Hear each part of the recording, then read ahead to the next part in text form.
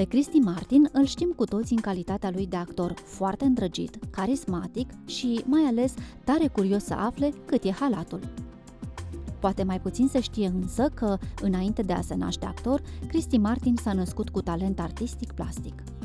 Se pare că ceea ce lucrează el, pictura pe sticlă fiindu-i cea mai apropiată sufletului, este unic, poate chiar în lume.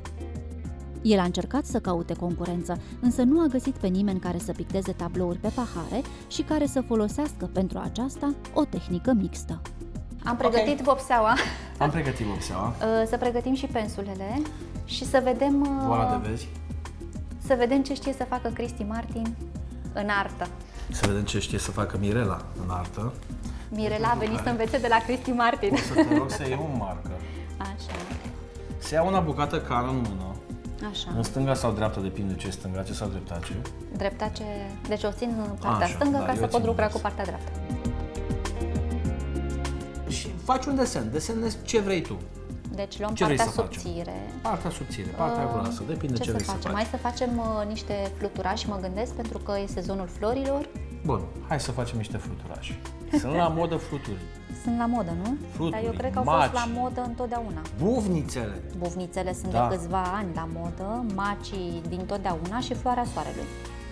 Asimetric am făcut. E foarte frumos. Ai făcut o floricică? Am făcut o floricică. Avem mai multe tipuri de culori. Sunt aceste creioane cu vopsea. Avem niște marcare de diverse culori. Uite, îți dau ție un roșu, eu îmi iau și eu un roșu. Așa. Colorăm. Cristi, Da, tu de 3 ani pictezi pe sticlă, da? da, și nu numai.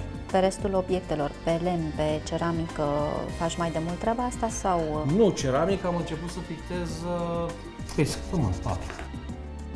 Ia, tu cochetezi de mult timp cu arta, chiar dacă te-ai apucat Din copilărie, da. concret de 3 ani, cum spui tu, Da. din copilărie. În ce sens? Cum te-ai manifestat? Toată lumea se aștepta ca eu să fac arte plastice, în niciun caz actorie. Desenam tot prin casă, toate caietele mele de la școală erau pline de desene, banca mea și la liceu și în școala generală era plină de desene. Cel mai mult am învățat să pictez de la fosta soție. Fosta soție, care este artist plastic și a terminat și Tonița cu brio, a terminat și un arte. Și în 12 ani, când am fost împreună, am tot învățat. Adică ai furat meserie. Nu n-am furat, a fost foarte darnică, m-am învățat foarte multe, foarte În multe. sensul că nu te-ai școlit în mod oficial, Nu m-am școlit în mod ci ai oficial, învățat cum ai putut. am mai și furat de la alții și pot spune că sunt autodidact.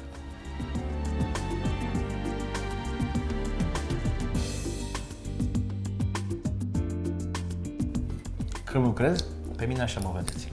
Da? Da, un capacul în gură de la... Păi să te vedem. Și e gustos? E bun. Mi s-a părut mie că E un plastic de calitate. capacele au realmente urme de dinți. Capacele de la marcare și de la cariocele acestea cu vopsea scad colesterolul foarte mult. Țin de foame. Da.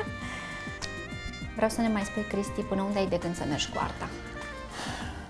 Sau, altfel spus, arta o să bată filmul? Habar n-am în acest moment. Vreau să mă axez foarte mult și pe artă plastică. Deoarece, spuneam, îmi place foarte mult ceea ce fac. Până unde se poate. Noroc!